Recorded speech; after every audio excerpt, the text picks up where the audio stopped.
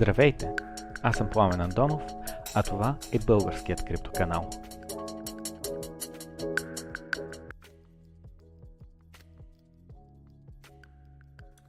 I'm saying good evening or good day, kinda. It's 5:30 still our time to everyone watching this live in Bulgaria. Jeff just shared with us that it's 7 a.m. in Canada, and we are so grateful for him taking the time to speak with us. Alex is joining us as a co-host, as he's done already in a few podcasts, and obviously we have Jeff Booth with us. So Jeff, without further ado, could you please briefly just tell our audience who are you, where are you from, what do you do? From Canada, I'm entrepreneur. Been an entrepreneur in technology for over 20 years now, and own or sit on boards of many different technology companies. So I've seen how prevalent technology is in our lives, and from a front seat. And from that, I wrote a book called The Price of Tomorrow, which explains kind of the great fight that we're in, and we're all sitting in the middle of this fight, moving to a new system from a system that we measure everything by. And so yeah, that book explains why, literally why innovation reduces prices, but our existing system can't allow prices to be reduced. So what's happening in the world as a result of that, and what will happen as a result of that. Okay, so you're saying innovation reduces prices. So if the prices are constantly being reduced, doesn't this mean that profits of companies are being reduced? Therefore, there won't be enough money for salaries or whatever. Like, how does that work? Could we dig a bit in this? Yeah, so this is a really hard thing to understand again, and for everybody listening to your podcast, you're living in a system, and everything that you're measuring is from that system. So what I'm saying, the first time you hear this, well, it might sound true, it's going to start to rewire your brain as you start to look at this, and ultimately technology and innovation, we all use it, and we wouldn't use that technology unless that technology gave us more value. Is that fair? Yes. For instance, right now we are streaming over YouTube, over the internet, using a software, like I'm using OBS, the application, which is technology, to stream this video, and me with you, we are speaking. However, 20, 30, 40 years ago, we couldn't have done that. So thanks to this technology that was developed by engineers, we now have the privilege to do this that we're doing right now. That's right. And so we're touching potentially millions of people from this podcast because it can live on forever. And it costs the time we put into this without flights, without anything. So the amount of value we gain, and that's why we use it, to be able to touch society, is what actually entrepreneurs do with technology. And if that technology is successful, a bunch of people use it, and the entrepreneur creates a business. If it's not successful, it fails. It's really that simple. And so all of that, and on the rails of technology, which are exponentially moving, so reducing costs at an exponential function, you would logically think, why aren't prices falling everywhere? That makes sense. And then what you realize is you're in a system, a credit-based system, that can't let them. Because if you allow deflation in a credit-based system, the credit-based system collapses to the ground. So what governments are doing is printing money to stop prices from falling. But they have to do it, and you read my book, so you understand this. They have to do it in an exponential function to match on the other side of the deflation's moving one way, and on the other side, they have to print more and more and more. And so what does that do to society? It keeps people on a treadmill working harder and harder and harder, trying to keep up to prices that are moving up when they shouldn't be. And what prices move up the most? So there's a whole bunch of people in the technology world that say, no, our lives are way better, we have access to this, but what prices move up? Prices move up that technology hasn't embedded yet, that are scarce resources, like, for instance, housing or food, or so the things we need the most move up the most to be able to offset that. And so somebody that's had their pockets picked and they're racing harder, they're working two jobs to trade to keep up to a system that is essentially manipulating money to be able to save a credit-based system, doesn't feel very good when a technologist says, just work harder, right? Or look how good your life is, look at your phone. That doesn't allow them to pay for their housing or food. And do you see any period in our history in mankind that you could see some correlations with what's happening now? Or would you say it's completely new phenomenon? Unprecedented. Yeah, so Bitcoin specifically is unprecedented, and humanity has never had an option to be able to move into something like Bitcoin, and eventually people won't see it today, or they'll have a hard time seeing it. We can explore that a little bit more, but move into a system that allows for deflation. But throughout history, this is a pretty normal phenomenon. Because of inflation in a system, and we will vote for inflation in a system, and you have to dig into that.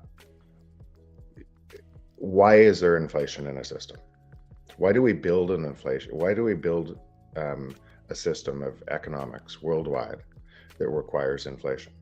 Because when you dig into inflation, all it is a hidden theft, right? It transfers money from people on the bottom of society to the top of society, and transfers more and more power to government to be able to do that.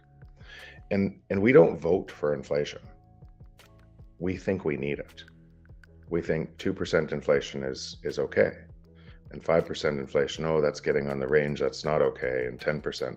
But we don't even question, why do we actually have inflation at all? Most of the people in the world believe inflation is required for a productive society. Yep, let me just ask here, because this is one of the standard questions that, again, I have this channel for just over a year, like a year and a few months.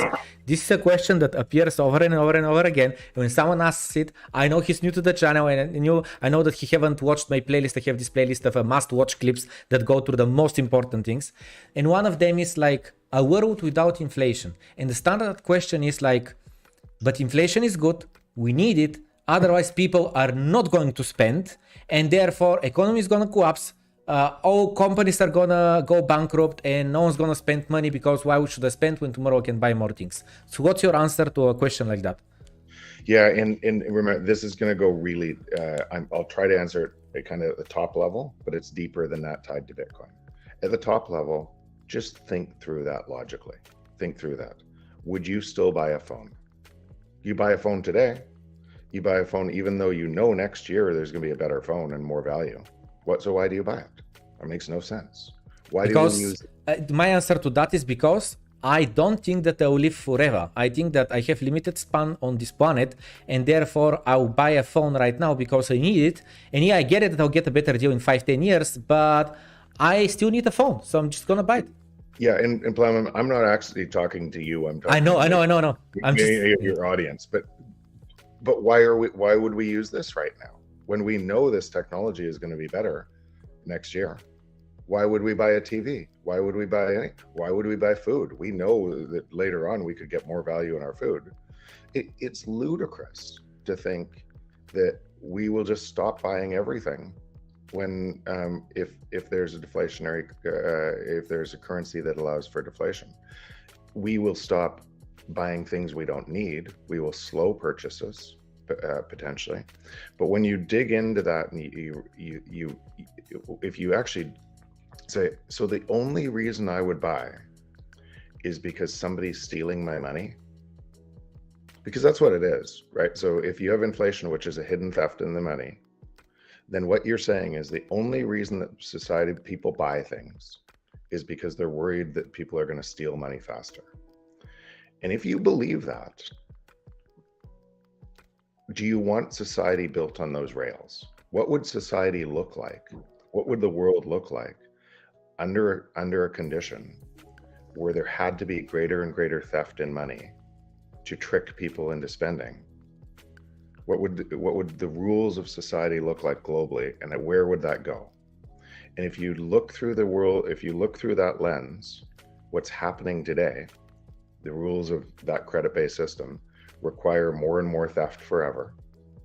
And if you look at the conflict that's emerging in the world and the signs that are this, you can look around at the signs, the protests, the everything around the world as a result of that. It's a pretty clear reflection of having theft at the base layer.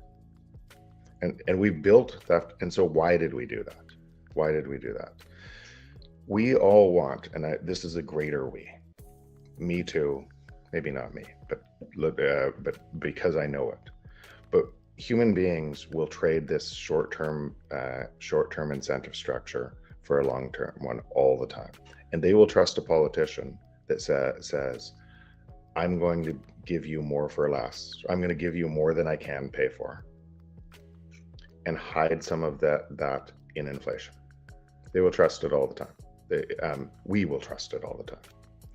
And so if somebody said the truth, came out with the truth and said, this is the money we have, here's where I'm going to spend it for betterment of society, but it's all the money I have, we wouldn't elect that person.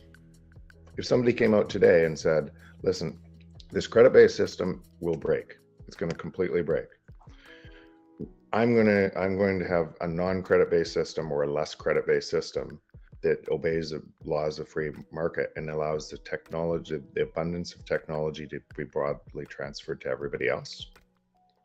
But that means this existing credit-based system is going to completely collapse. Nobody would vote for them, because it would mean their lives would be completely ruined, in fact, everything would collapse. So a politician can't tell you the truth, no matter what side of the aisle they're on. Socialist, Republican, they cannot tell you the truth. That what they really mean is, we're going to convince you that these people are bad and you're good, and print more money to give us more power to do that. That's what the existing system means.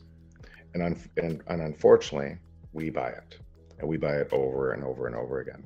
And that's why Bitcoin is so important, because back to Alish's question, this has emerged throughout history, back to the Roman times, back to what brought Hitler into power is an inflationary environment, that he had to create an enemy in the people to be able to gain power, and then you have to create a bigger enemy outside your borders to retain power.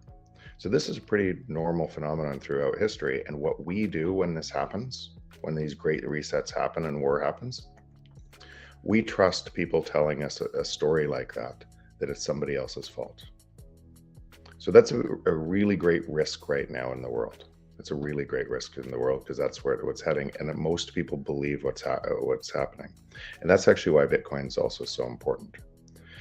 Because when money used to be tied to gold, which would hold back ability for governments to do that, they would still get away on themselves, because gold had to be centrally located, and then they would seize the gold, and they would change the rules of gold to allow them to further power to expand money supply.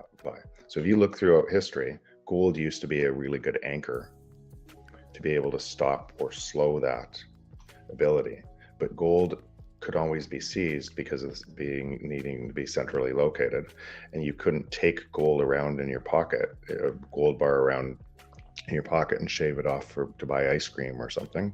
So gold was always manipulated again by centralizing it and changing the rules. And that arc of history that goes back and forth, and then it would typically have a war. The winner of the war would reset currency again to a new standard against gold, and say, promise we won't do it again, and then do it again over a longer cycle. So that's typically what to Alish's question, what happened throughout history. Bitcoin is the first innovation on technology that allows that decentralization into all of our hands. And so So in other words, it can't be centralized through that. Governments can't take it from you. You can use it anywhere in the world. If a government says, I'm shutting down Bitcoin, it's screaming at you why you need more of it.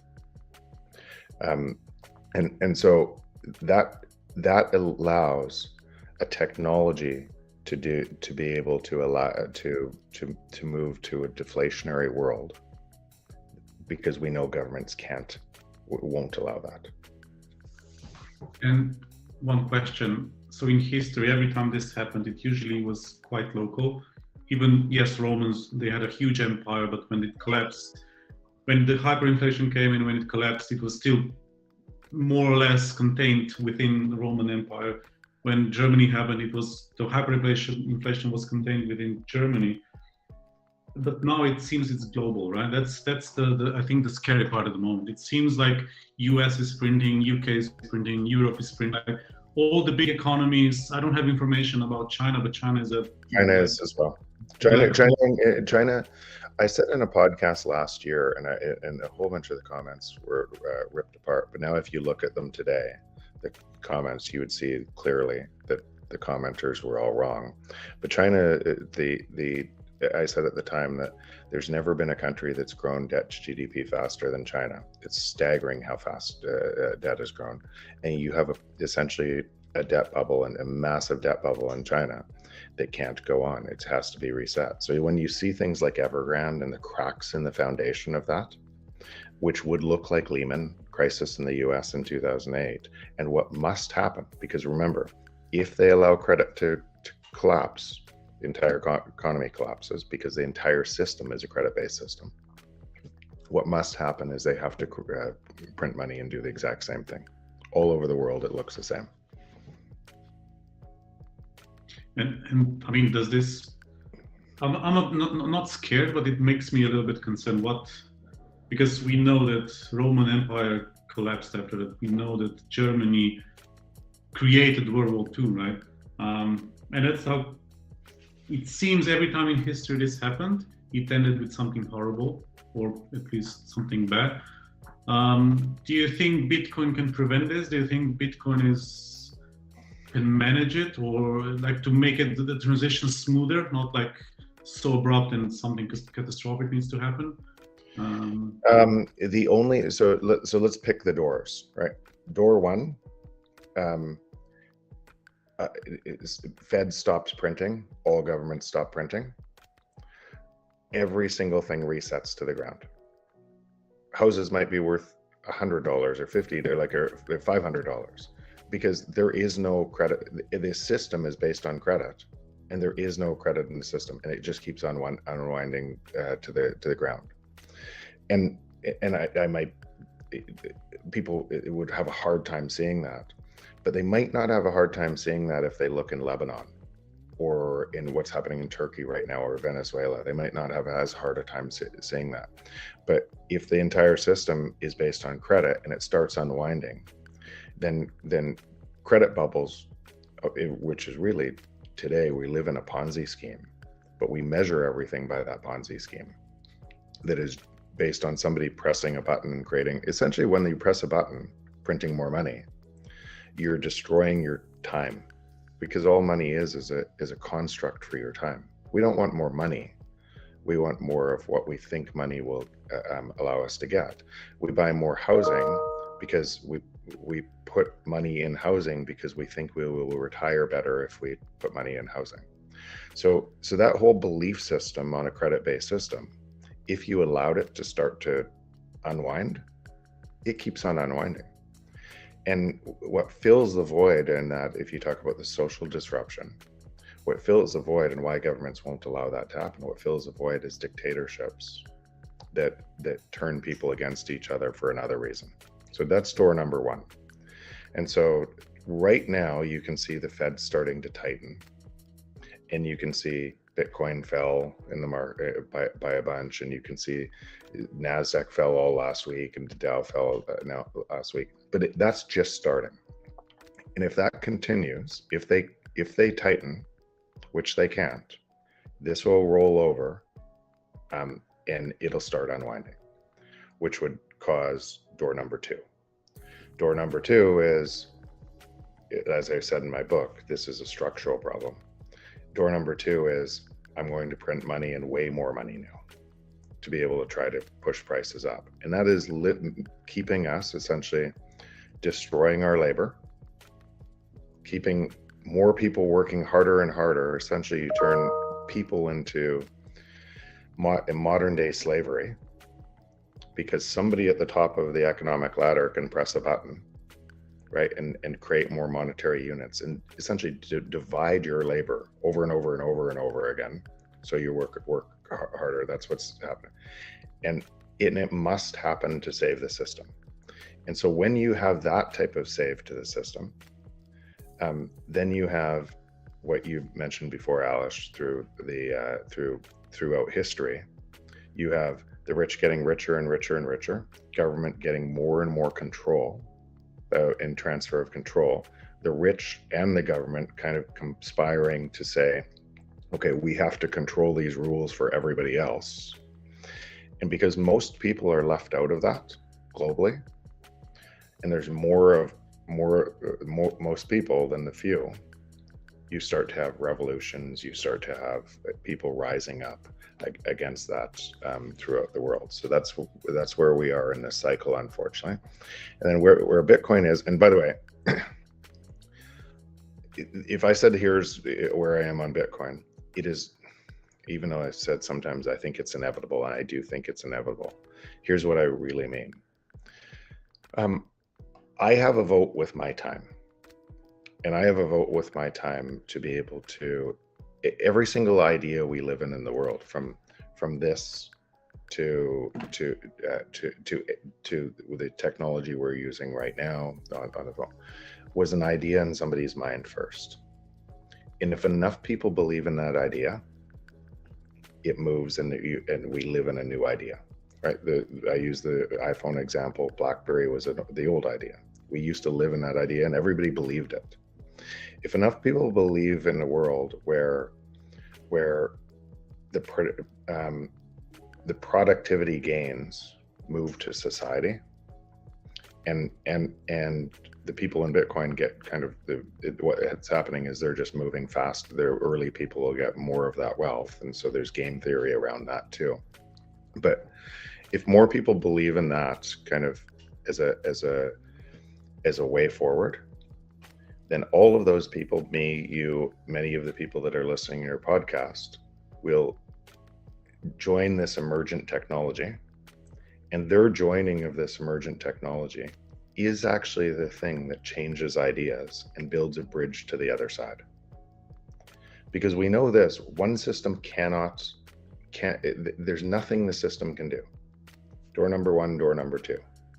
There's nothing the system can do to fix this. And for the first time in history, and by the way, and door number three has always been convince people to go to war to get to the other side. That's and that is throughout history. You see that. Door number three in this case, I believe is Bitcoin. I hope is Bitcoin for my kids, but it is still going to be messy. It's still going to be messy because there's a whole bunch of people that don't know door number three. The new door number three could be Bitcoin. And they might be in it just for the money. They might be in it just for this and everything else. And it's something that they can get very wealthy in, but they can also help build the bridge to the other side of a system that must fail. And I would say that's my hope. And by doing these podcasts or doing these, then every single thing we do to be able to advance Bitcoin and all of the technology that's going on to advance it on the second layer and everything else is building the bridge so more people can walk across it. Yeah. One of the questions that I ask is exactly, we pretty much answered it, like, why are you here? Why are you taking the time to, out of your personal time? You're not saying, oh, here's my fee, it's $5,000 or whatever. Absolutely for free. You come here and you take your time to explain things. So you pretty much answered the question, but you said, I hope for my children's sake that Bitcoin is the door number three. So there is this statistic that world reserve currencies last like, what was it, 99 to 105 years, something like that. And 95 to 105, and US dollar at the moment is at 99. And what would you say could happen in the next 10 years to the US dollar? Robert Britloff, I remember saying in one podcast that he believes that there will be hyperinflation in the next 10-15 years in the US dollar. And if there is, like as Alesh said, when Fed prints, the Central Bank of Europe prints, and China prints, and UK prints, like everyone prints. So to your best guess, like what do you expect to happen in the next, decade? So I'm going to go back. So you know how people say reserve currencies last for 90 to 105 years? Mm-hmm. I'm going to challenge that, not challenge that assumption, but I'm going to zoom you out further. Okay. And you say, so if you go back to Roman times, they lasted a lot longer, right? And if you go through history, what's happening is technology is moving faster and faster all the time. And that means, and technology provides more essentially deflation, which is a good thing because it means productivity is reducing prices and through that free market is transferring the wins to society. That's what it means. And what inflation is doing is capturing more of the gains in a small amount of people's hands against that throughout history. Technology used to move a lot slower, and it's speeding up. And so what ends up happening if you zone way out is currencies would last longer before, and they would fail faster and faster through it. So the US currency would have collapsed in 1971 so it would have collapsed. It wouldn't have been a 90 to 105 year cycle. It would have been a lot faster cycle, but the US found another trick from gold to be able to jump to. And that's when they went to Saudi Arabia and created a way to price all oil, which is just energy, in US dollars. If you didn't price your oil in US currency, then you were invaded or you were shut out of the financial system. And so if you look around, and what that means is US gets free energy because they can print it and everybody else pays for energy. And so that allowed, it made the US dollar essentially unequivocal leader worldwide, and we all lived on top of a US dollar that gave them exorbitant privilege. And that exorbitant privilege came as a result of taking something from somebody else. Fair? Yep. Otherwise, the currency would have collapsed earlier. So that extended the game. And people think it'll last 90, it would have ended. But now where we are in the game. Now fast forward, because technology isn't slowing down, it's moving faster and faster. And what that means is, unless you have a currency that allows for deflation, then you must, as a byproduct, concentrate wealth and privilege faster, because you're distorting the free market and you're making up money to be able to drive inflation against what the forces. And that means that those currencies that relied on inflation would in a free market would fail faster and faster. So the cycle would be faster as we move forward. So that you're talking 90 to 105 years, it'll turn to 40, 30 and everything else. Now where are we on this system? One of the things, and it's hard to see, it's really hard to see, and people are talking about hyperinflation right now. Just ask yourself a question. If the Fed stopped printing, will we have hyperinflation? No chance, right? Yeah, like we stop printing. The world collapses into a deflationary spiral as all debt resets. So when people talk about hyperinflation, they're really talking about people in chairs pressing buttons to be able to print money at a rate that's unconscionable to be able to cause hyperinflation. That's really what they're talking about. They're talking about manipulation of money at a grand scale that has to happen. Will that happen? Yeah, most likely.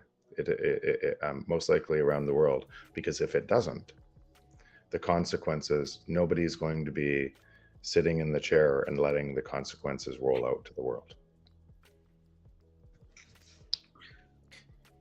I was watching, there is a really good Twitter profile. It's called What the Fuck Happened in 1971. Yeah, they're great guys. Yeah, I was on the podcast. All the charts are like off the charts, so to say. And it's like, if you look at a graph of productivity and wage growth and everything, like everything broke at that time. I mean, I would say that even though the system wasn't perfect before, it was slightly broken. After 1971, everything started deviating and accelerating as well. Like the deviation became much bigger, and the acceleration of that deviation also. And it's mind-boggling. And I'm surprised. Like that's 50 years ago. Like I'm surprised that we, like looking at those numbers, how long it took. Like it took 50 years for us to get to this place, and we're not even at the end. Like this could take another 10 years or even more. Like we generally don't know what will happen, how quickly will happen. And it's been already 50 years since they gone off to gold standard.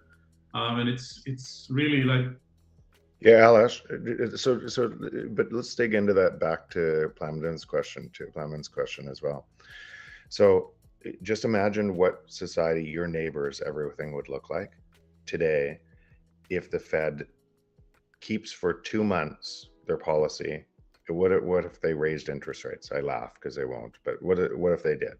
What keeps a policy where they slow down or stop printing money? Just imagine what society looks like, and the global collapse that starts to take place. In some places, no food on shelves and everything else. What do you think people would demand? Printing money. Like crazy. Exactly. There'd be there are people in the streets cause inflation. And that's what's so important here is we're talking logically on what has to happen, but people typically don't look down into a system like this. They feel what's happening daily, and they can't see the long-term consequences of what's happening. So they'll vote for more and everything else, for fear and everything else. And we live in that right now, and it's predetermined to get way worse. And that way, if you think about what happens to our brains, how our brains are hijacked from fear to be able to transfer more power into somebody else's hands. That's what happens to society throughout these things. So and that's really, really important to understand where we are in Bitcoin as well, because Bitcoin could fall a bunch if that happened for a time and then race to the other side. It does not say that it's not an incredibly valuable tool. It's a base layer of, I think it's like the internet itself. Investing in Bitcoin is like investing in the internet itself. But we have a very hard time predicting technology forward. We typically predict and actually maybe that's why a whole bunch of technologists understand Bitcoin. Engineers understand Bitcoin because they've seen technology in other industries and what happens and what other people think. Like remember when the iPhone came out against BlackBerry? Most people thought it was a toy. And oh, I don't need that phone. I have a better phone that has buttons on it. Where's the keyboard? Yeah. Hey, where's the keyboard? That's what most people thought. And instead of realizing it's not just a phone, it's a communication device, it's my AI device, it's my camera, it's everything. And because they predict the current reality forward, what it currently looks like forward. Same thing's happening on Bitcoin today. As people are predicting, why do I need this thing? It's hard to use, it's harder to use, and it's only accepted in some places and everything else. And they're not seeing what's actually happening underneath and how fast this is evolving. So they'll likely make this same prediction problem on Bitcoin, or many people make the same prediction problem on Bitcoin as they did on the internet or the phone or any technology. Like the old clips from the early 2000s maybe, where they say like, yo, over the internet you can have a audio call, hello, I have a phone, like have radio or whatever it was, I can send an email, hello, have you heard a fax machine or something? Exactly. With a car, like, oh, I have a horse. Yeah. Yeah, and remember, all technology does that. That's what technology does. And why does it do it? Because technology lowers access costs and barrier cost and gives people a different way of doing it. And if you think about who technology enables first, especially something like Bitcoin or decentralized, it enables people locked out of an existing system. It enables people that the privilege moves to the monopoly, and how they gain privilege is by blocking access. The Kantian effect itself is that, right? And I keep this, and I privilege a smaller and smaller minority at the expense of a whole bunch of other people. And then technology changes the rules, and value is different, delivered a different way. And the most people, people who benefit the most wouldn't be in Bitcoin specifically. It wouldn't be the people who had the power before. It would be all the people who access a technology that lowers the barrier cost. I think that one of the issues with understanding Bitcoin outside of the speculation, just buying it at 30K, selling at 60K and doubling your money quickly, is just realizing what you said, but after that you corrected yourself. But I agree, in my perspective, it is Bitcoin is a tool. It's obviously also a protocol, a base layer and so on, but it's a tool, a settlement layer where I can send money. And now with El Salvador, what's happening with them accepting Bitcoin as a legal tender, but most importantly, telling people, you know what, instead of using Western Union, MoneyGram and so on, send the money from US to El Salvador through the Lightning Network. It's going to be cheaper, it's going to be faster, it's going to be safer and so on. Like these people now, they do see the problem that Bitcoin solves, one of them, which is the settlement of money, especially globally. I feel like the issue is that not that many people are sending money international. Like if you're a business owner, like you know about it, you experience it. Like about 2 months ago, I had to send a I have a business in India as well. I had to send a six-figure wire transfer to India. It took 3 weeks. It was a travesty. It was such a joke, and I think, like, what am I doing? Like, this is insane. It is. It's the same for both of us, I would say, with Plamen, because we moved from one country to another. Then you move assets and everything, and you understand the currency differences and everything, and how much they take, how much is the transfer cost, how much the transfer from one currency to another.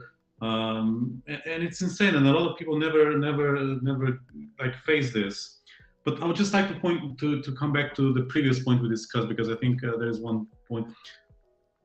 I mean, I highly appreciate your opinion, and I would like you to, like, what do you think, in your opinion, if you could articulate what would happen if Fed stopped printing money and the other central banks? Like, because in my opinion, it's just the majority of the impact would be on the super rich people, like people who still have to go to work every day, like low wage people. That's my personal opinion. I would just like to hear you. I understand that there is a lot, the people in control are completely against it. But I'm just curious, what do you think? Like, how would someone who's working for a minimum wage be impacted otherwise than the company collapsing because they cannot repay their debt? Like, I would just like to hear, like, it's way bigger. It's way bigger than that. We tend to think because it's a globally connected system based on credit. If you allow the credit contraction, you go into a deflationary spiral, and that credit, essentially, you're wiping it out. You might as well burn it. It's gone, and the credit underlies every asset price and every business and everything else in the world. So if that's gone, and I thought I had a whole bunch of money, which was really credit, and somebody else did, then the jobs are gone too, and people are firing people all over, and there's no food on shelves and everything else, and the banks close, and you go to your bank and, like, you can't, there's no money in the bank because the whole system is based on credit. So it's hard to understand how bad that is and how big that credit bubble is. That's what they're trying to, that's when you say people are trying to stop it, that's what they're trying to stop. They're trying to stop. So try to think about not bad people. There are some bad people in a system, there always is. Try to think about a system doing what it must do to try to protect itself. Just like what a monopoly does in a business when it gets upended by technology. What it does is it doesn't move to the new technology. It typically does more to try to block access and and use control to stop the technology.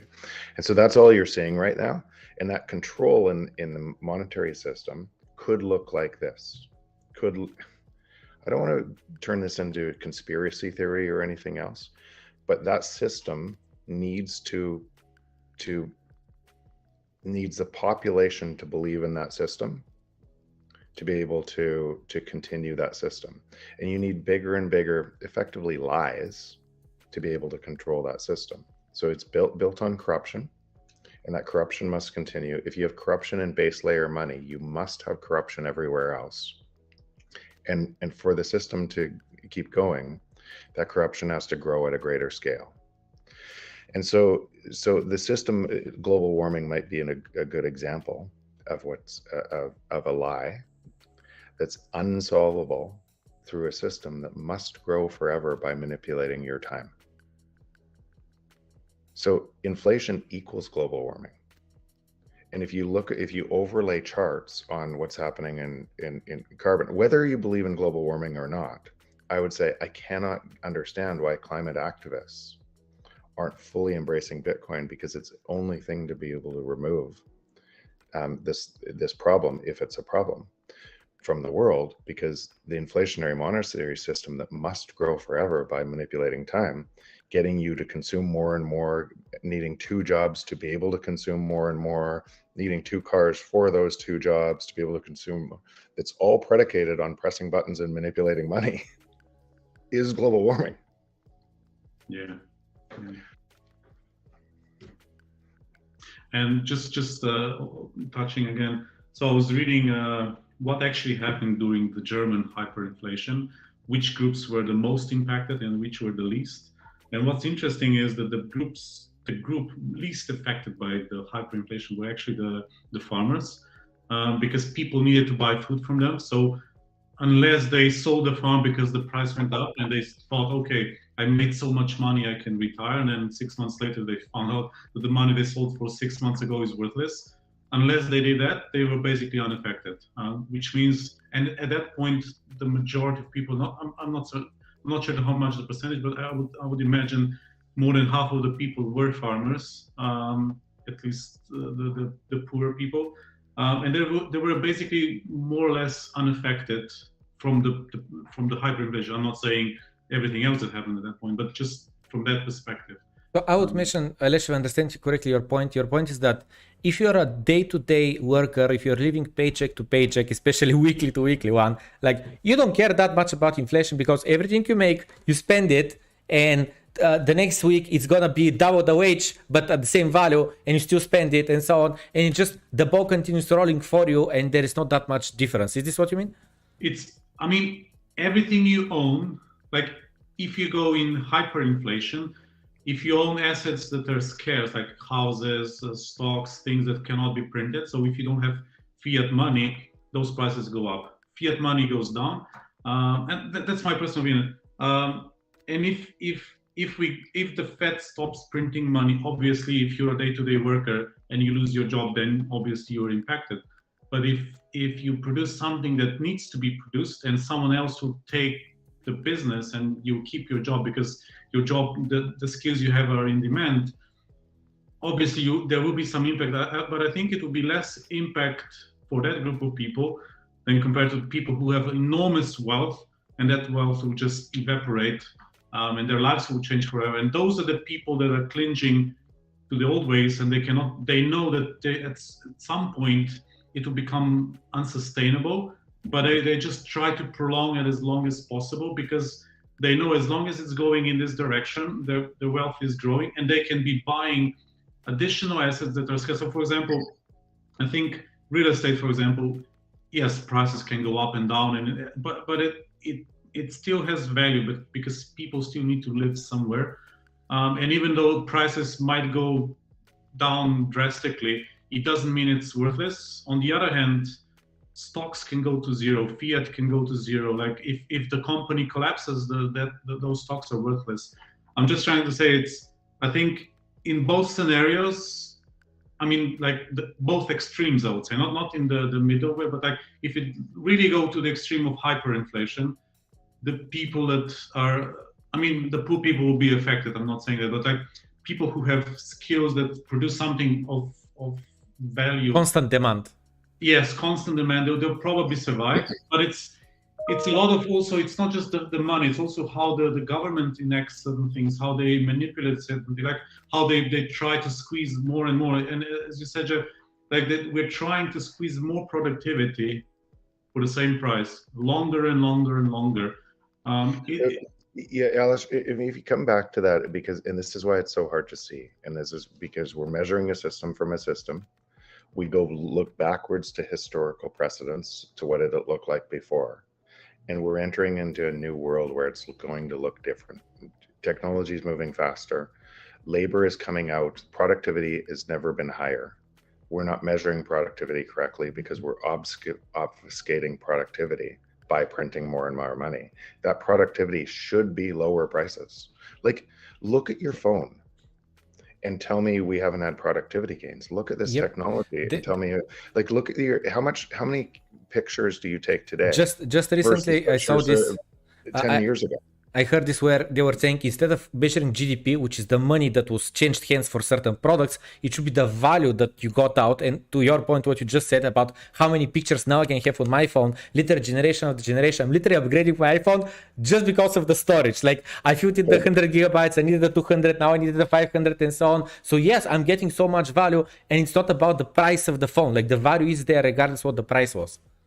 Yeah, and that's it. That productivity is all around us, and that productivity is being stolen from us and transferred to a small group of people. That's what's happening, because when you have a currency that allows for inflation, that's what must happen. So that productivity, when we think about some prices coming down or us getting more for less, all prices should be coming down. I wrote in the book that in the preceding 20 years of kind of from call it 99 to 2019, there was $185 trillion of stimulus to grow global economy by 46 trillion. And so then people say my house goes up forever, without asking, would my house go up forever without $185 trillion of global stimulus? And the answer is simply no. The house would have been stable or come down in value as technology, because the technology is moving into real estate too. It's making things more efficient. But we have this, because we live in that system and we don't see how much money is being manipulated in that system. We don't measure that every day. We think housing goes up forever. So the next question is, do you think there can be another 300 trillion over the next 20 years to keep housing going up forever? And if there's another 300, or actually it needs to be a lot higher than that to keep housing going up forever. And if there's that much, what does the rest of the world look like? Because it's just a manipulation of our time.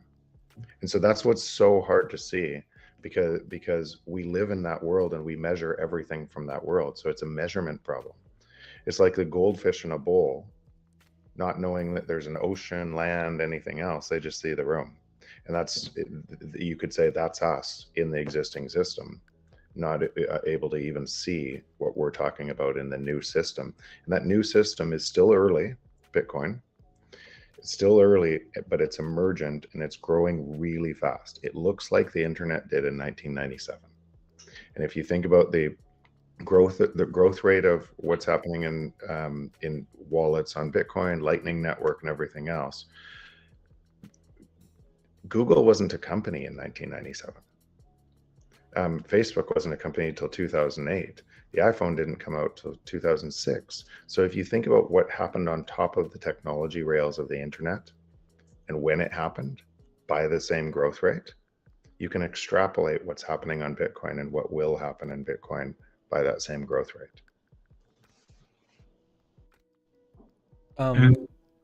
Yes.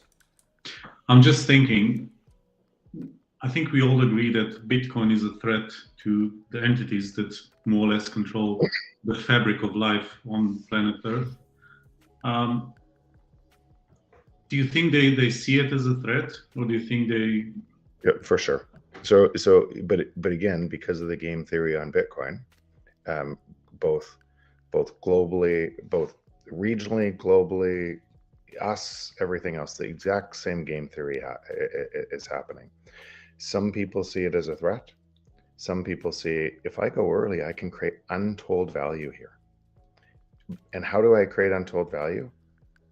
Just like any technology, I create untold value by delivering value to other people. And so what's happening on the Lightning Network, what's happening in El Salvador, what's happening with Michael Saylor, is he understands that. What's happening with me, what's happening with you is you're going early and creating more value for other people and paving the roads, the bridge to the other side. And that's impossible to stop because it creates so much value. And so who should it, you've used this example quite a few times, this is a business example, so it's not a base layer technology example like the Bitcoin is. But in a business example, if you think about, in 1999, you could see pretty clearly what was going to, or I could see pretty clearly what was going to happen with Amazon as it exploited its network effect and grew and grew and grew and grew. And they were free cash flow positive, but they were unprofitable. And everybody said, this is a joke. Walmart's way better, Sears is way better, and everything else. But if you extrapolate what's happening and through it, as more and more people use that, the rails of commerce get more and more efficient, and more products come onto that, and more products come onto that, and then it just takes away retail store, and retail stores go broke.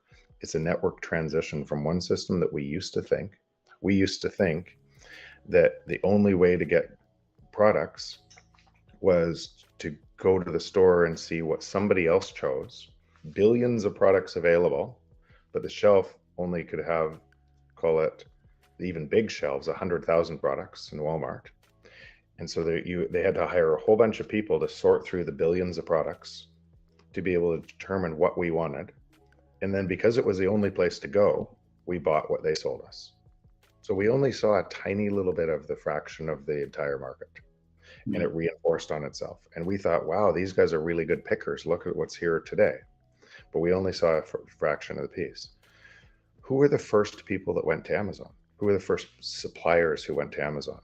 Those 100,000 products, or the billions that didn't have access? It was the billions that didn't have access. It was the people that couldn't get into the store that went on to Amazon. And then what we did is we saw, wow, you could get that, you could get that, you could get that. And their shelf space was unlimited because the technology changed the rules. And so who went first was all the people who were not privileged by the system, who now could gain access.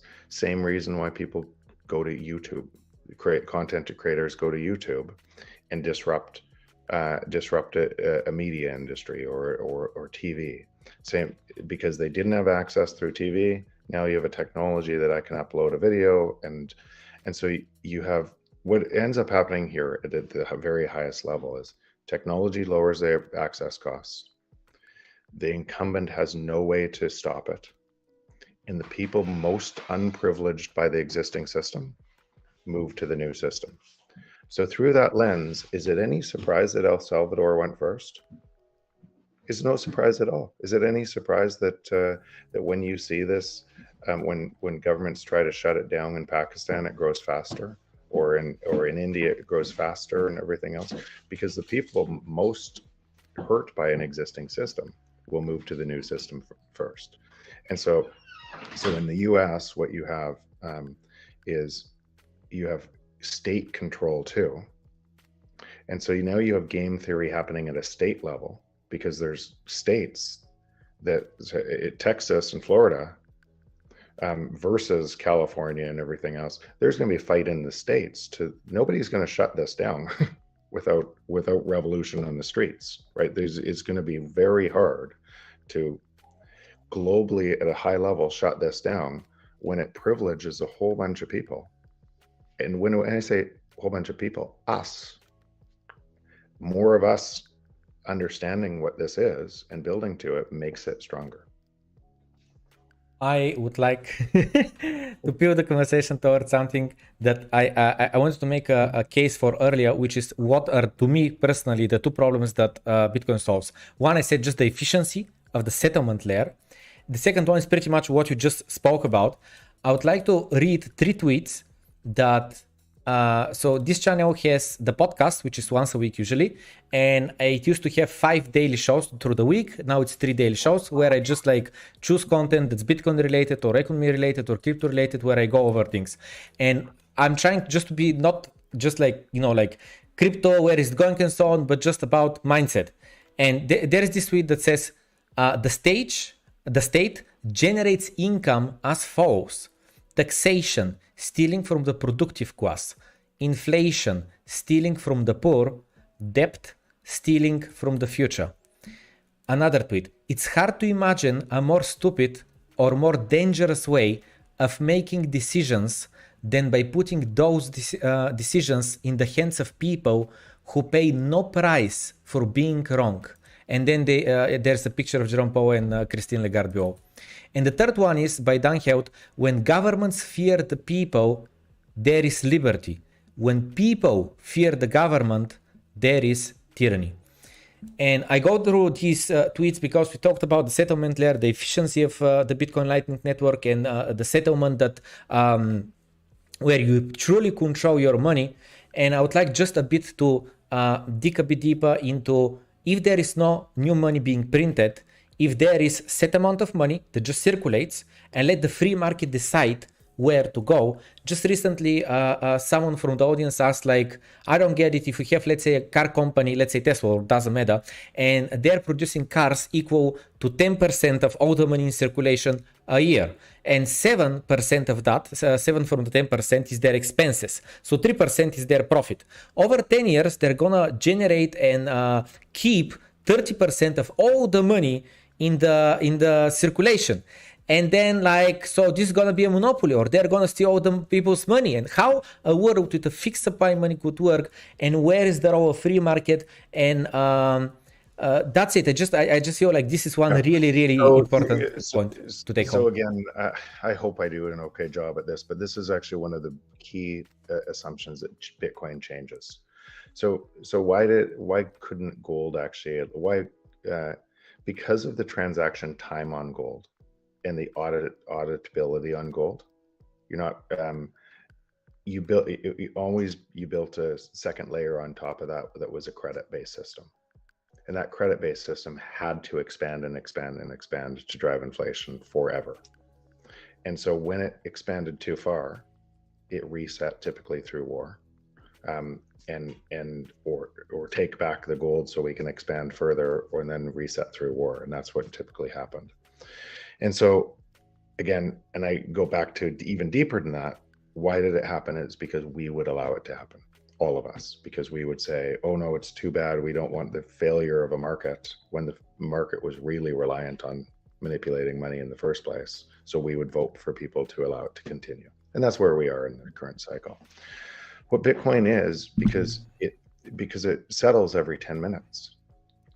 So the monetary velocity that you can gain through technology that you couldn't do before in gold, you couldn't settle gold every 10 minutes. You had to build a slack on top of gold in a credit-based system to be able to settle.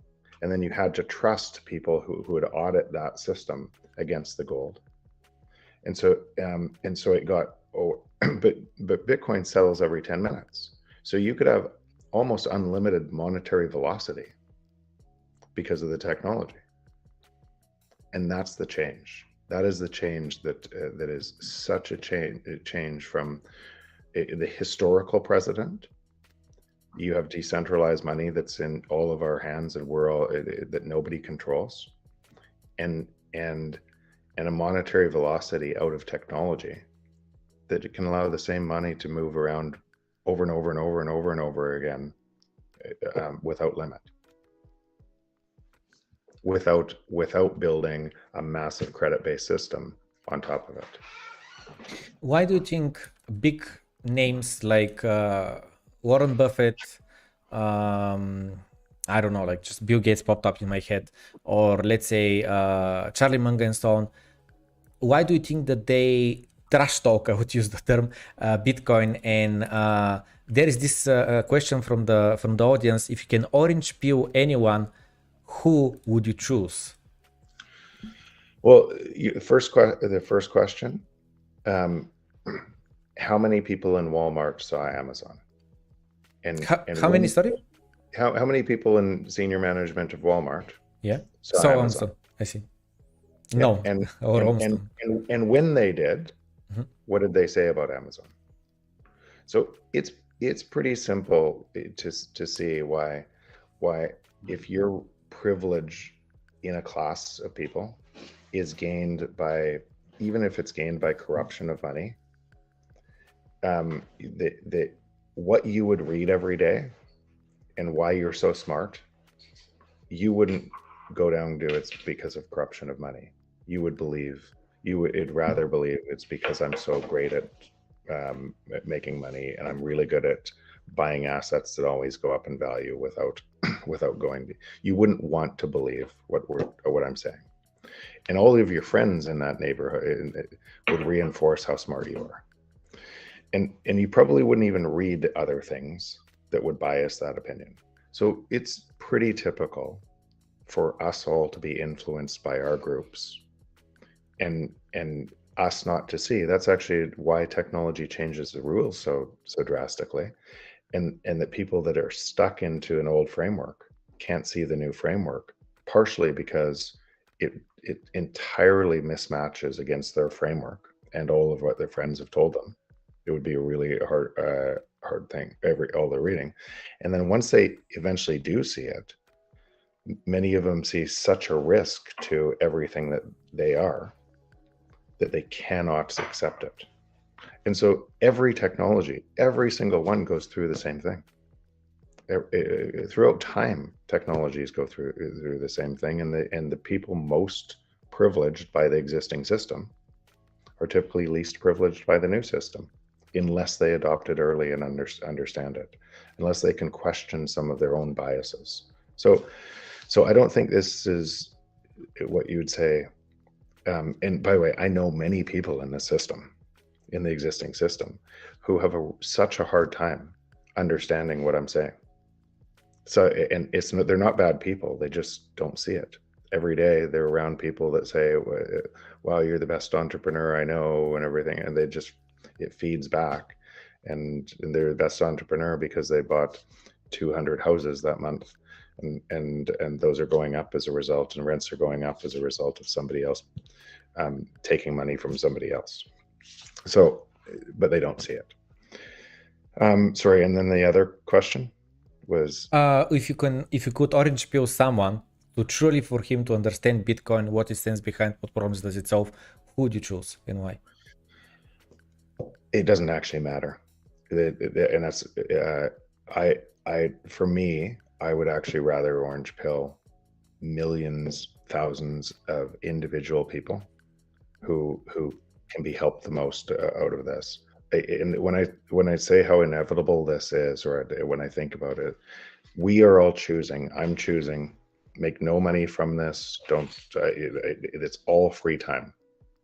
Bitcoin doesn't have a marketing department, and so it's not Web 3.0 that is controlled by essentially by VC money trying to get rich by an altcoin at somebody else's expense. It's no marketing, people investing in it because of belief in what it actually does for humanity, and be able to, not everybody's there. Some people are investing in it for just because they're going to get very rich on it. That's okay. But what that means is every single person that's coming onto Bitcoin and going through the loop that you explained before the show started, I didn't really understand it. Then I wanted to learn deeper. Then I understood it for money. Then I understood it for something different. Everybody's entrance point to Bitcoin is through a different lens. Some people through technology, some people through a personal relationship, some people through, but once they start to come out to understand it, they see the world completely different, because the world is different. And I think, I think the biggest issue for orange peeling people that are not aware of Bitcoin is, in certain ways, it's like, if you just look at it super superficially, it does look like a scam, right? Like it's just some digital voodoo magic money. Unless you actually understand the philosophy behind it, it's difficult to have that deeper understanding. I think it's just because at the end of the day, if people didn't believe in Bitcoin, Bitcoin cannot succeed. So there is this effect. Obviously, it gives so much power. It takes so much power away from governments, but there needs to be belief behind it. There needs to be something. And I think, like, I'm remembering how I first, I think it was in 2012 when I first was introduced to Bitcoin by someone, and he was trying to explain it to me. And I just said, oh, it's another internet money. It wasn't the first internet money. Like, it wasn't the first online thing. The biggest issue at that point was that it wasn't introduced in the right way to me, to invest more time, because the issue is you need to invest a little bit more time into it to understand it. And once you understand it, then you see, oh, this is different. It's not just some digits on a computer. It's not just someone hacked something. It's not just an algorithm. It's a lot of different things combined. It's much more. And the problem is, every time you look at it, you see only one angle of it, and that one angle at any point doesn't make any sense. But when you combine all the different angles, then you see, oh, this is a much bigger picture. Now it makes sense. Yeah, and that's why I said it's an emergent phenomenon, and people are understanding it from all different ways, and then going deeper and deeper and understanding it more and more. And once they get to the other side, they cannot believe that other people can't see it. Yeah. But what you just said is important, because the first time you didn't see it either. The first time Plamen didn't see it either. And I remember when my developers in 2011 said, hey, you got to get on this. This could change the world. And I was too busy to say, I'll look later and everything else. And I wish I saw it at that point. Here, when you think about how your own brain works, and how very rarely you'll question your bias into what we're talking about in now. Think about being in a crowded room, and you're talking to one person, and you're just completely zoned into that conversation. And your brain is actually picking up every other conversation, temperature of the room, everything, all the background noise, every other part of that conversation is going on in the room, but it's not registering at you. It's blind to you.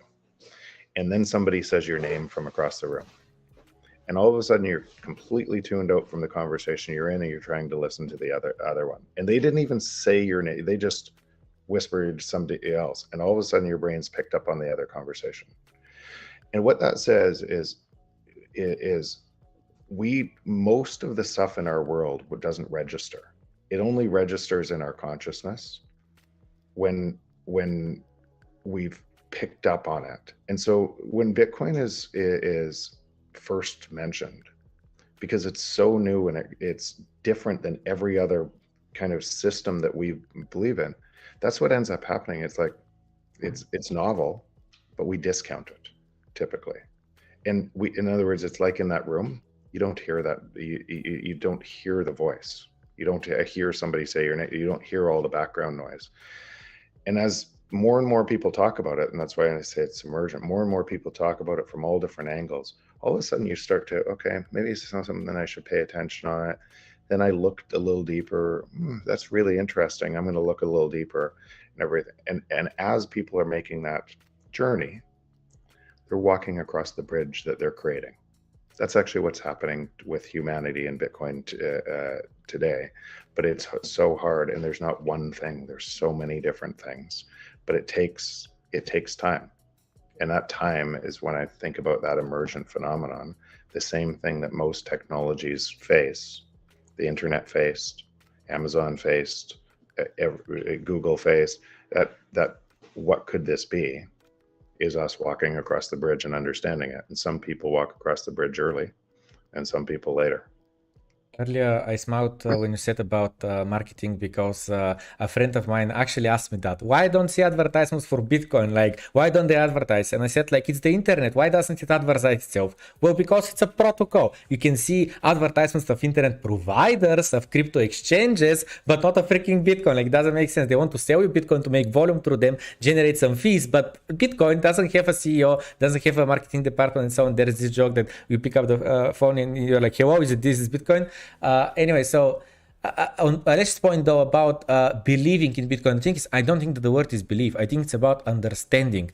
And there's so many crucial things to understand. Like, for instance, how is it limited to 21 million? Like, how can it's digital? I can always copy paste it. Or how can there won't be like the next Bitcoin? Or how can't I just make my own Bitcoin? Or how can they just like, I don't know, like Bitcoin to just like disappear one day and so on? Like, there is so many different things that, yeah, sure, there are different threats to Bitcoin, but you have to educate yourself on what is the threat, what is the possibility of actually this happening, and what can be done about it. So this is the next question coming from the audience, which is, to what extent do you agree that the governments will try and hold cryptocurrency mainstream adoption through policies and regulation? For example, stringent, I don't know this word, stringent crypto exchange regulations, licensing, or heftier taxes? If you agree, then do you think governments would fail or succeed, and why, please? And just to add a point for myself, actually, I'm so happy of Cynthia Woomis from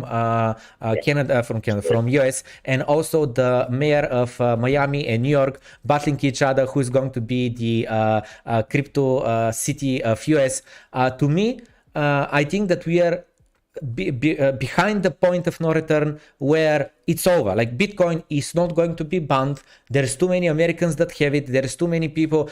It's deemed as property already. It's over. And as long as US doesn't do it, it really doesn't matter if India does it, or Turkey does it, or some other country does it. Yeah, and look what just happened with India, kind of saying we're not going to ban it. And look what's happening in South Korea right now. Because what is ending up happening is people, that's why I said we are all in power, and more politicians, it's now one of those wedge votes. And there's a single issue vote, or it's a single issue vote for many people, that if their politician isn't on Bitcoin, then they're against that politician. And so now it's a way, and that's why I say the game theory starts to play in. Now it's a way for Republicans to go after Democrats, or Democrats to go after Republicans, and it's a way to move faster and faster. Could it still face some bans in certain places? I would not be honest if I said that couldn't happen. If that happened, would it move faster? I suspect yes. It would move faster, and it would cause these giant rifts in states between the government, state against government. You might actually get revolution in US as a result, because people are starting to demand it. And so and think about what's happening with you just mentioned. A year ago, most people didn't know Cynthia. So she's created a name for herself, and she's brought a whole bunch of people along, and this is on mainstream TV now everywhere, talking about, and how do you go after her? What do you say to say that this? And I'm talking to many politicians, by the way. That presentation I did in Austria, there's 4 other countries that have asked me to do presentations in their countries. When I was at the Austrian Central Bank 3 weeks ago. And what do you say against Bitcoin? Because what you have to say as a politician who doesn't accept it is saying, I believe that you should manipulate people. I don't believe in the free market. I believe that you should be able to. So it's really hard to fight somebody that has truth on their side. And so think about what this causes. As this accelerates all over the world, more and more people are talking about it, and more people, Bitcoin's in the news when it's up, it's in the news when it's down, it's in the news when people say they're going to ban it, it's in the news more when China says, oh, we're banning the whole thing, then it grows faster. It's in the news constantly because of that same thing, which is bringing more and more people on, which is causing it to be in the news more. Yeah.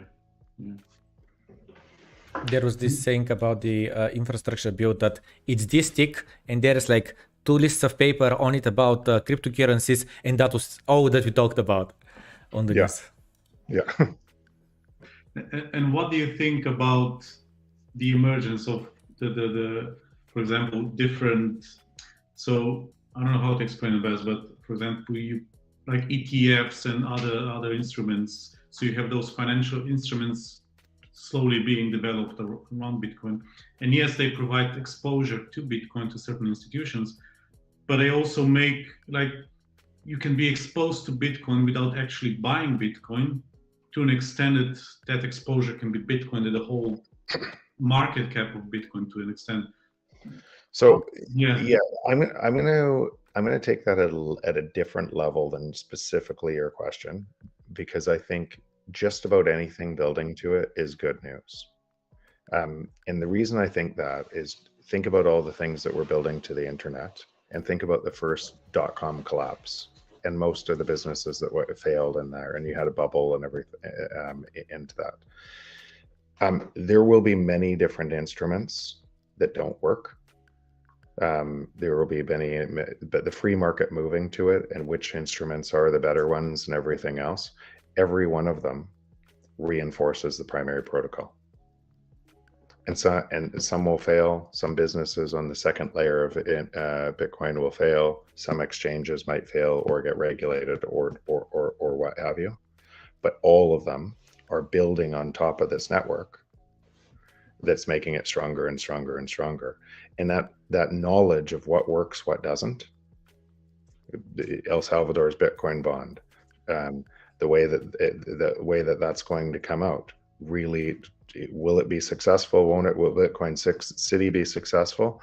All of these are the free market saying, wow, this is possible.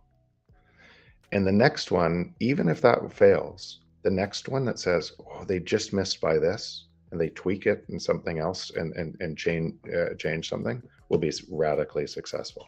That's how it works. Palm Pilot was almost the same as the iPhone, but earlier and not where technology could create the value. And the iPhone took a whole bunch of things and said, wow, now the time, and create it, and we look at future different through that lens. And that's what's happening on this protocol. So all of it is generally is a good thing. And it would be really such a inspiring story to see El Salvador succeeding in what they're doing with Bitcoin, right? So succeeding with Bitcoin City, succeeding with their adoption of Bitcoin. I know they have some hiccups and it's not perfect, and some people. Well, how many people knew the El Salvadorian president before Bitcoin? Yeah, that's a good question.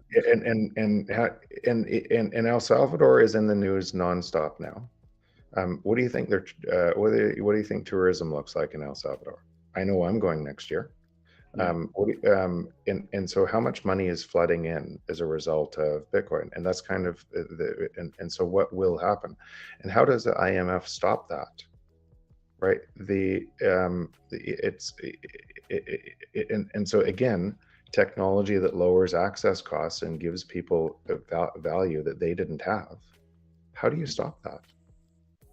Yeah, I think the IMF is losing their grip on, I hope it's losing their grip on El Salvador, because I think a lot of those countries, they're completely not crushed, but under control of IMF and international laws.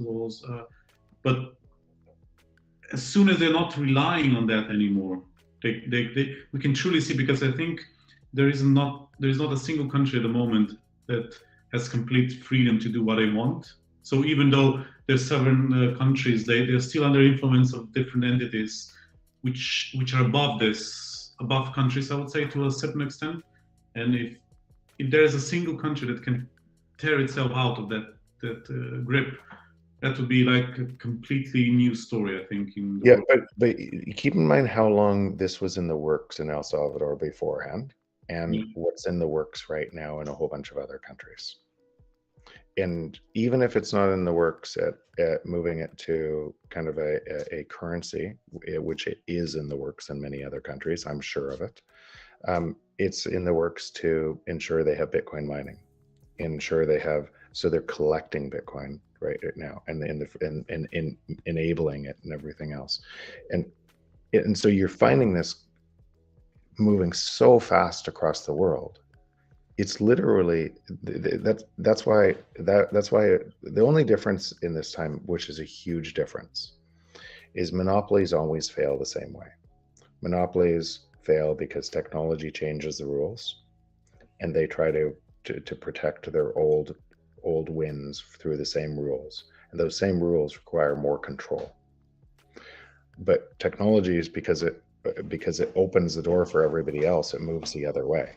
They win because they give more people the value, and that is such a hard thing for a monopoly who's survived. The survival base is based on control. The only difference today is it's happening in money, and we've never seen this happen in money. Like, for instance, Western Union would like to buy out Bitcoin and like stop them from working, but you cannot buy out Bitcoin. Like, we must buy all the Bitcoin in existence or something, and then like stop the network. But again, even above that, above Western Union, I'm sure if you said, does US, if they saw this, did they want this? No, probably not. Right. Control of money. Control of money globally. And so who's fighting for control of money? China's fighting for control of money. We don't want the US dollar, we want it to be the Chinese yuan. That fight for control over money, who gets to set the rules, is playing out at a huge game. And people in that fight are saying, oh no, it should be the euro, it should be China and everything else. And they're all manipulated. Well, Bitcoin is changing that game radically. Okay. And there's nothing that the control can do to stop that. Okay, so I remember like beginning of this year, I was talking how at super early days, like 2009, 10, 11, it was pretty much just the people on the mailing list, some cryptographic people, some super geeks, they were dealing with Bitcoin. That's it. Then eventually 2013 it got a bit more mainstream, but again, pre my time, Mt. Gox, the main exchange, you have to wire money to across the world and so on, to still hard. 2017, like it got really mainstream, a lot of retail enters the game and so on. 2020, 21 though, for the first time, we have like a large corporation that has nothing to do with Bitcoin to say, you know what, we have $500 million, we put them in Bitcoin. So now we have corporations. And at that time, like early January or late December, I was talking about how like this is a domino that's falling one after another, and sooner or later we must see like this is the future where countries are going to be buying Bitcoin, mining Bitcoin and so on. And remember a person in the chat just laughing out, yeah sure, countries will be mining Bitcoin. Today it is the reality, like that's the reality. Now with the volcano, El Salvador is doing that. So could you please like talk a bit about the dominoes falling, the game theory? Like there was just recently I saw a tweet where a miner apparently said that US is mining Bitcoin. Of course, they're not gonna say it. It's just a conspiracy or a theory or whatever. But to me, in my head, it makes sense. Like it's an insurance policy, just in case. It costs them nothing. If they're printing trillions, like what's a 50 billion budget to mine Bitcoin? Like it's not a problem. So if they actually see it as a threat, why not put 50 billion budget, mine some Bitcoin, have it just in case it actually succeeds? So what's your opinion on the game theory? What could possibly play out in the next 5 years? Yeah, I think the whole thing is accelerating. And why governments can't say it's accelerating, and what would you do? What would you do if you know what I know? Right? What would I do if let's say I'm Prime Minister of Canada and I know that this is coming? Could I come out publicly and say, we're all in on Bitcoin? It's too, what's the word in English? Too like, like a sharp thing to say. It's too fast, and it would cause my currency to collapse. So I can't say that. Yeah. What would I do? I would make sure regulation helped it. I would make sure there was Bitcoin mining because that was positive for industry as you moved to an energy transition. I would be all in on this. And so when you look at Canada and you look at the EFTs on Canada in Canada and you look at some of the things that are happening, then maybe, just maybe. Now I don't like a lot of things that are happening in Canada, but it may be, just maybe, some people underneath the political class are understanding what's happening here. And by the way, I do know for sure that a bunch of people in the political class know what's happening here because I talk to them on a regular basis. And so, and I know in your country as well, that's happening as well, and many other countries, because I'm involved in some of those conversations from just, again, when I spoke at the Austrian Central Bank, and then a whole bunch of other central bankers and others in other countries are asking me to come in and how can they move to the other side. So this is happening behind the scenes at a rate that we actually probably, most people can't even see. And when you said your country, which country do you have in mind? So I was thinking Albania. In Bulgaria. You're in Bulgaria. But yeah, there were 4 different countries from that have asked for this different conference from that different. And typically, what ended up happening was the leader of an opposition party, which makes sense, right, is trying to bring this in. Because they gain control or gain more, just like in El Salvador, people talk about them through a lens of truth and honesty, bringing something in that is unsolvable through the existing system. So that's typically what's happening, and that just reinforces that game. In my book, I had a whole chapter on game theory, kind of predicting all of this as a result of how game theory works. Luba from the team of the channel wrote a question, and she said that she'll beat me up if I don't ask it, so I must ask it, okay? I'm half joking, half being serious, okay? I'm being threatened a bit. So, serious, the question is as follows. What is the difference? So she said that she just watched the Davos 2020 presentation of the forum. And she says, what is the difference between a shareholder and a stakeholder economy? And what, in your opinion, will be the influence of the stakeholder economy on a micro and macro level? What do we need to know to better prepare for the new normal, in your opinion? Oh, wow. I don't like that framework as much as what we've already talked about. But I would say that, again, technology is deflationary. Technology, all entrepreneurs are only successful if they're creating more value for society, and we all vote for that. So what's actually happening today in Bitcoin is that entrepreneurial ride and driving, people are seeing a whole bunch of opportunity in Bitcoin and everything else to be able to build new rails for society, not just new rails, more a whole ecosystem is going to build on top of Bitcoin. And it's going to unwind previous monopolies and create more value, and prices in that world will keep coming down forever. We believe this is for the person who asked that question, it's so hard to see that economics is not about value, it's about scarcity. And I'll point something out in your life right now that we're like, oxygen is free. It's my favorite quote of you. Yeah, it's abundant. It's free. It's free. Why is it free? Is because it's abundant, and you can't create value. Entrepreneurs can't create value out of something that's abundant, and technology is creating that abundance everywhere for us. So what's happening is entrepreneurs are attacking these markets, attacking them, and driving prices down lower and lower. And what happens is technology essentially reduces things to the marginal cost of production, right? What is the marginal cost of production for this video? Like zero, it's very small. That's why it's free. Yeah. Because things race to the marginal cost of production, and because it's free, no other entrepreneurs attack that industry anymore, and it delivers that value. Okay, do you understand correctly? Do you understand correctly that what you're saying? Because you said, I never heard anyone say that, and that's very interesting. So you said that the price, or whatever exactly you said, is going to be around scarcity, not value. And you just mentioned like air has the largest value to me from anything in the world. Without it, I'm dead in 3 minutes. But it's free, and you're saying that entrepreneurs cannot create a price out of it, like sell it to me just because it's abundant.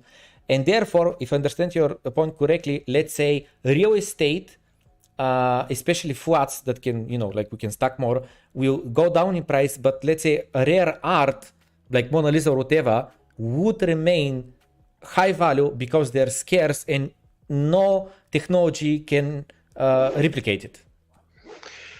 If people value that, if there's enough people that value that scarcity, okay. then yes. Okay. But let's just keep on that example. So technology is creating everywhere. Okay. Is creating. We just don't see it everywhere. Mm-hmm. So the same thing that I'm talking about in oxygen, it happened to we used to buy calculators. Mm-hmm. You don't buy a calculator anymore. It's on your phone. It took the marginal cost of production that used to have a supply chain and everything else in it. It took it to free. Yeah. And then what happens on top of artificial intelligence, on top of that, is it removes the rest of it. So just about everything becomes free. That's the natural course. And so it's just happened in photography as well. That's why you don't pay for photography in most of the stuff, but you have editing software everywhere. The crazy editing software that's free on your phone. The bill of materials on a camera that used to cost $500, $700 is now a 3D enabled camera, is a $5 item on an iPhone. And the technology that creates that iPhone to have incredible photography is actually artificial intelligence technology that's taking rendering and everything else. So it's going lower and lower, and that's the abundance gained. That's actually why those things we get way more for less. That's just starting now. Most of it's in front of us, and it's coming everywhere.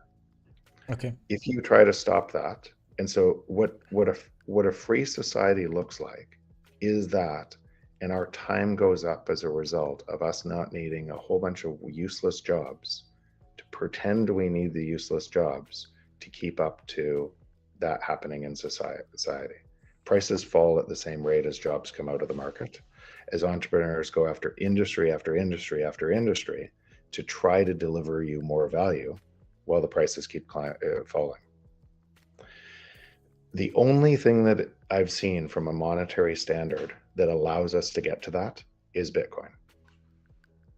So what people think is happening isn't, people are measuring Bitcoin in fiat terms, and that's not what's happening. If you measure in Bitcoin terms, everything will fall in price forever. Everything, forever. That's what's happening. But people are measuring a system from the system, and they're measuring Bitcoin going up where they should be. Ask what a house cost in Bitcoin last year, and ask what it costs this year. Ask what it'll cost next year. Ask what it'll cost the year after. That's what's happening. So everything is falling in value against Bitcoin, and some things are falling faster against Bitcoin than others. I want to ask you of your initial thoughts of two names. One is Jack Dorsey, and especially focusing on the fact that they implemented the Lightning Network payments on Twitter. He left his position as CEO of Twitter, and from my understanding, he is going to focus on Bitcoin, as he said a few months ago, that if he was free, this is the most important thing that he would work on. Then pivoting, I think it was Square Crypto into Spiral BTC or whatever they called it. So what's your opinion on that? I honestly hope so, and believe that he will be highly influential in the next 5-10 years. He's going to really push the innovation and the adoption forward. I think he will too. I think he's fantastic in this space. But there's a person who understands it at a level like Michael Saylor, like me, like you, and another advocate. But it's just one more advocate. Same thing with Jack Mullers, another advocate. Same thing with, we might not know a couple of the names, a number of the names that come out of the blue in the next year that are massive advocates, that, or somebody that creates an interface or a UX that allows us to do something totally different on Lightning and Bitcoin that we can't do today, that becomes the new most important voice. And what I'm getting at is that's all to come. It's natural. It's to come on an emergent network that is the internet.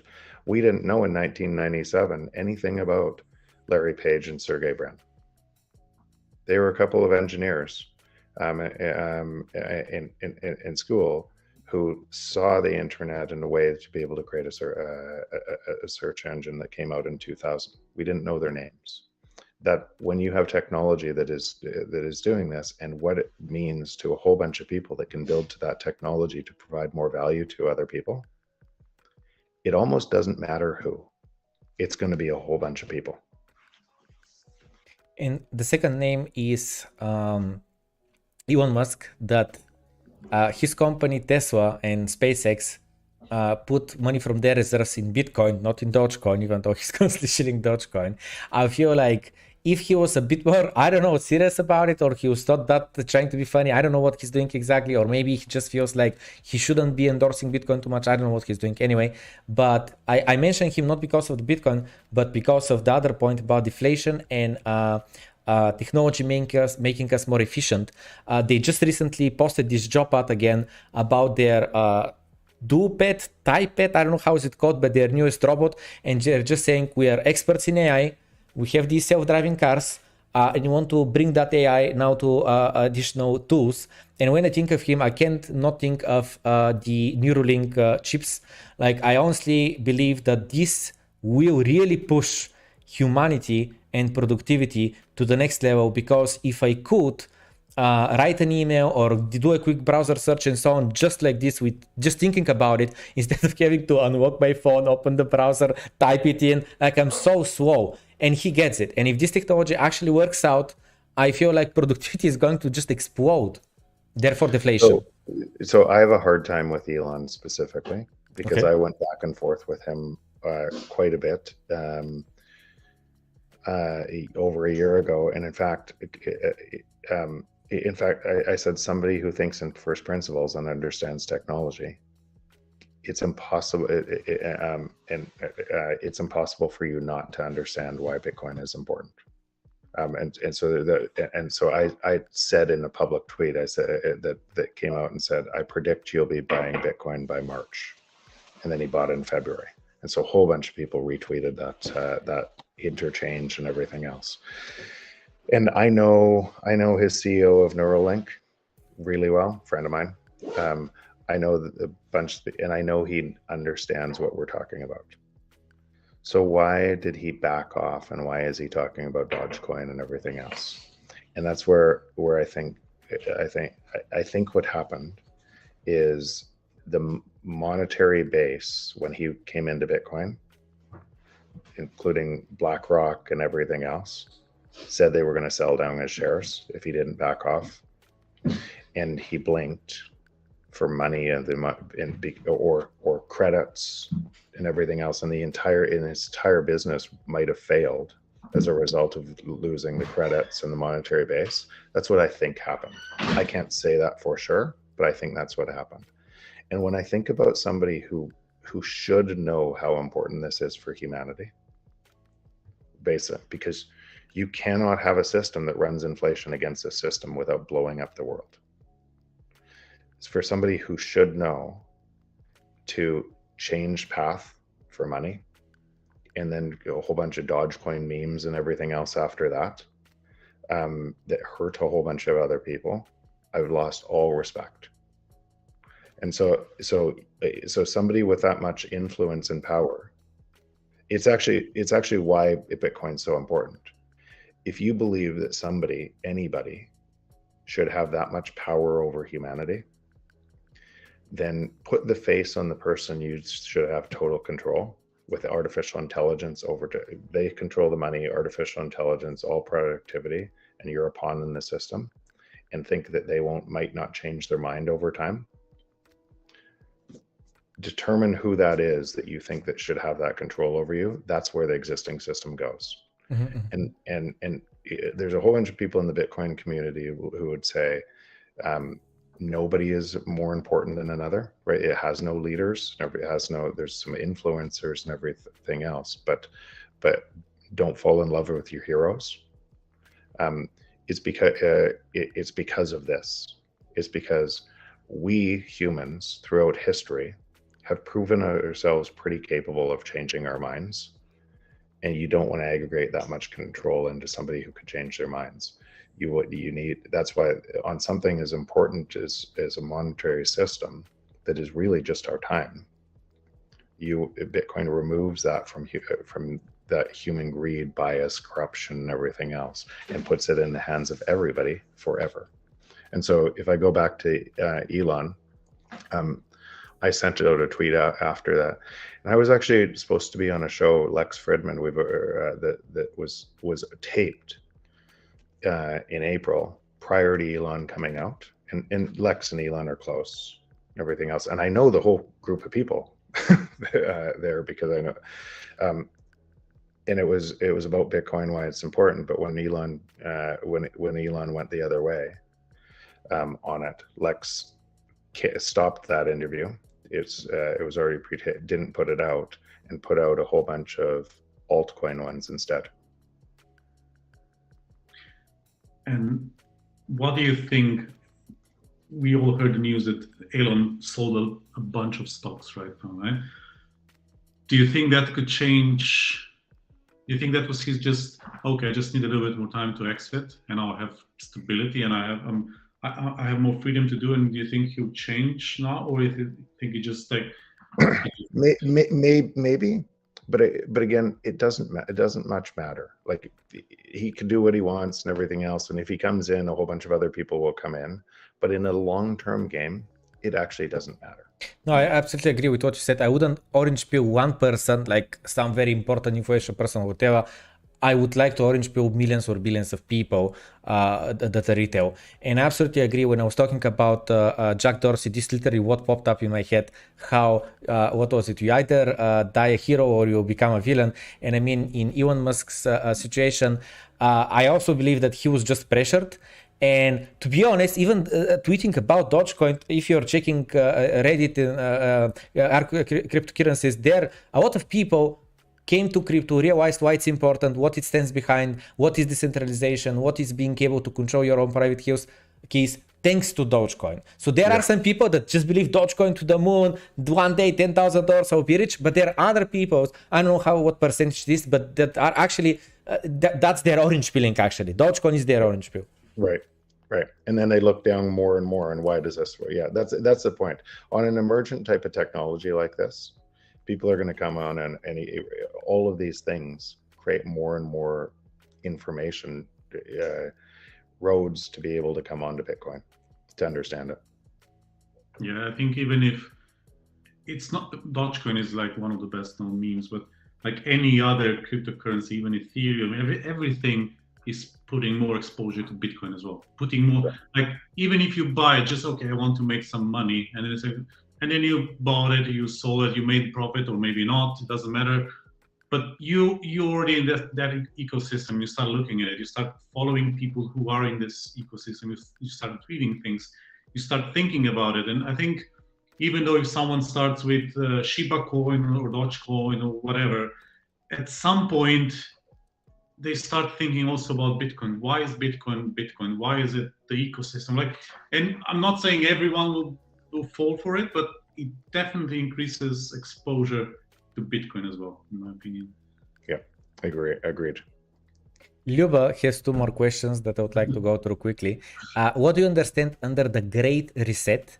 And what is the next big crisis that the world population will be subject to? At Davos, they said it will be climate crisis, does this mean drinking water shortage, for example? Yeah, and so when we think about climate crisis, remember what I said before. Climate crisis is caused by inflationary monetary policy.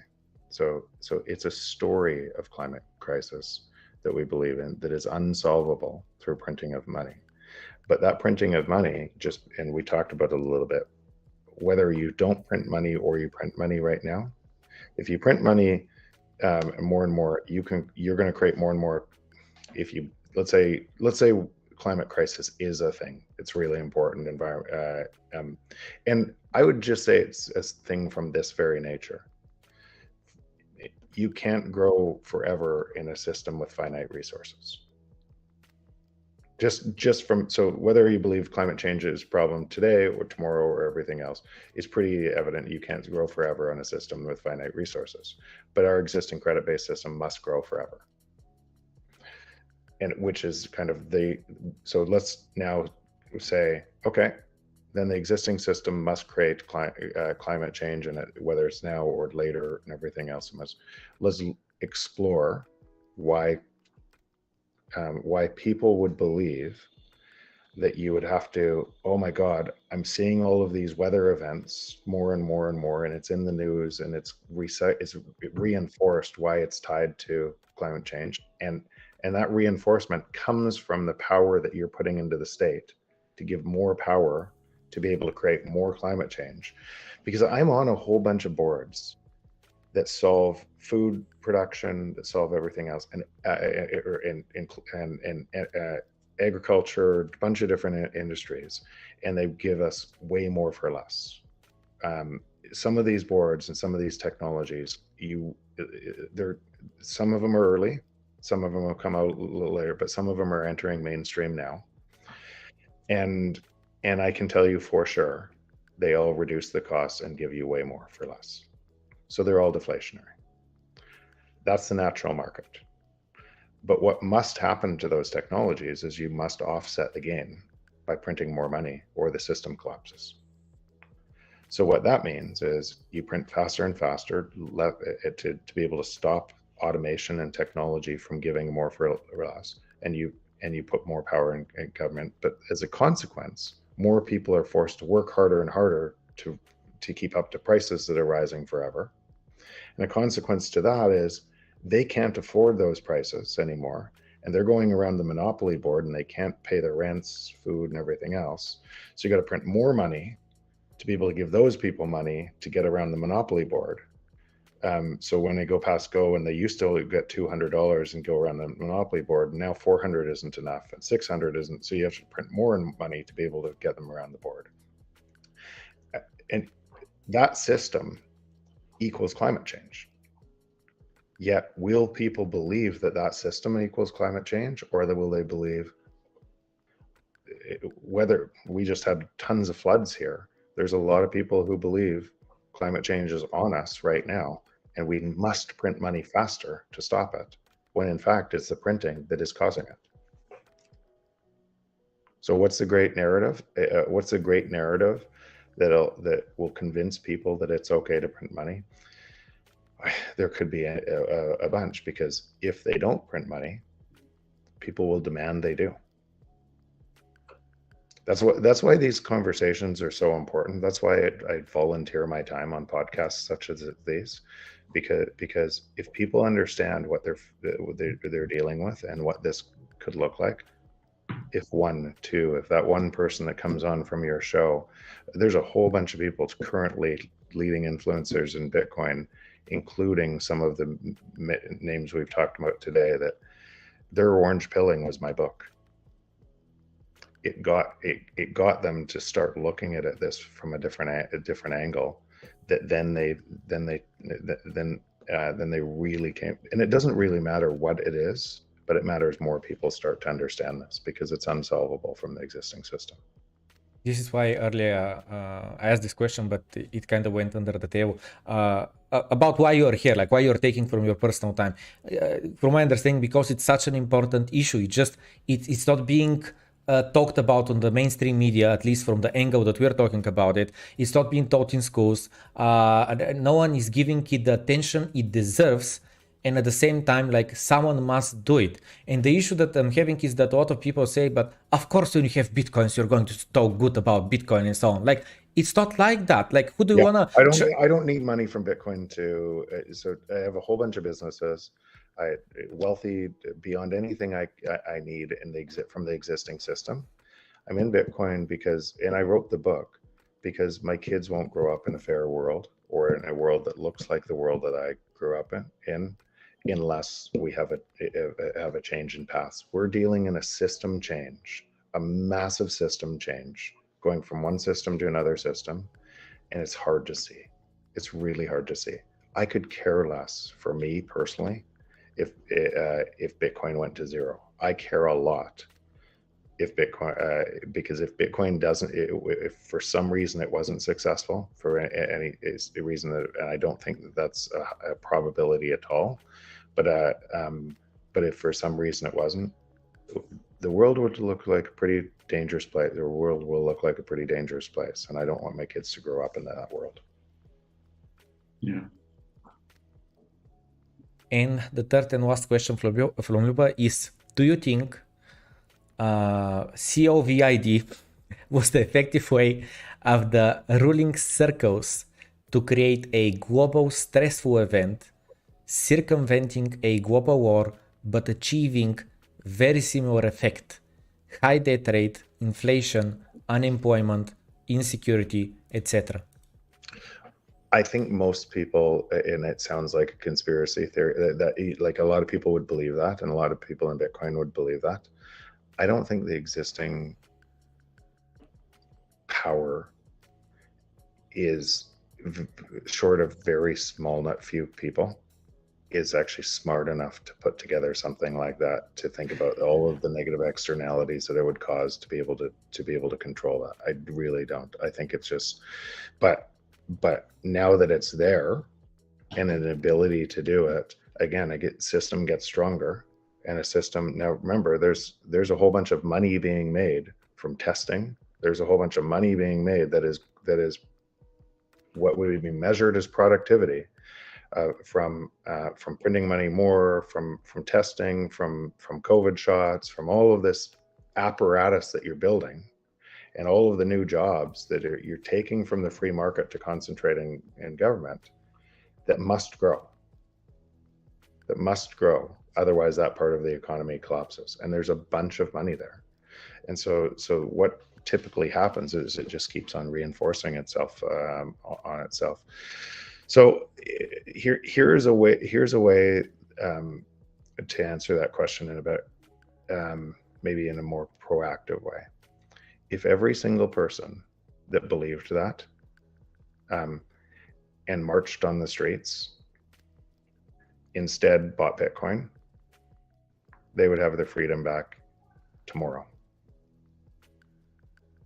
If you see all of the people marching, if you cascade that to across the world, if all of those people instead of marching bought Bitcoin, they'd have their freedom back tomorrow.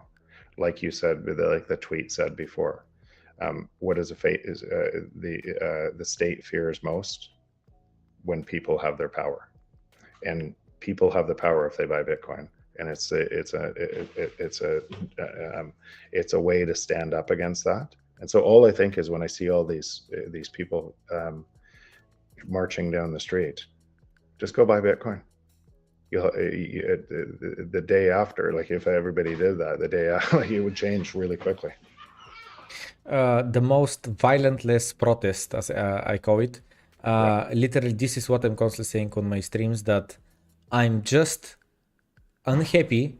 I just think that the system is broken, and the way to protest against it is not to go in front of our government and ask for a change or whatever. I produce goods and services through my labor, and then the energy that's being given to me, I take it out of the fiat system and I put it on the blockchain. And if everyone else was doing that, all of a sudden the blockchain is gonna grow, and we're going to have this fair payment settlement system where everyone is equal. We have equal money, not equal amount of money, but equal money. Yep. And it's between us to decide who deserves what. Yeah, that's exactly what happens. And that rate of people doing that defunds government. It is the thing that defunds government because more and more people are realizing, wait, I don't need that. Exactly.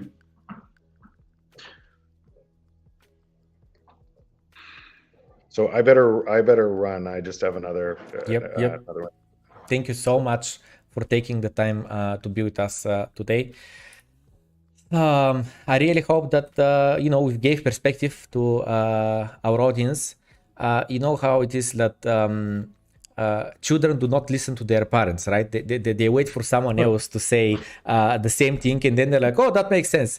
So I'm constantly trying to explain that it's not about the money. It's about there is bigger things than us. And in Bulgaria, we are such a proud nation because like 100 years and 200 years ago, we have these revolutionary people. We were under Ottoman Empire slavery for 500 years, and they gave their life for the country. And Levski, one of them, was saying like, if I lose just myself, but if I win for the whole nation. And we are such a proud nation with such a powerful history. But then the same people today, if you ask them, what are you doing to make the world a better place? What are you doing, how do I say it, like outside of your small bubble just to like affect the whole world? And people just like, like they don't think about it, they don't act on it. And to me, Bitcoin is the easiest and most important way you can affect literally from Bulgaria, the whole planet. Yeah, I agree with that. Yeah, I would also like to thank you, Jeff. It's such an honor talking to you. It was an amazing podcast. Thank you so much. Thanks, guys. Really great.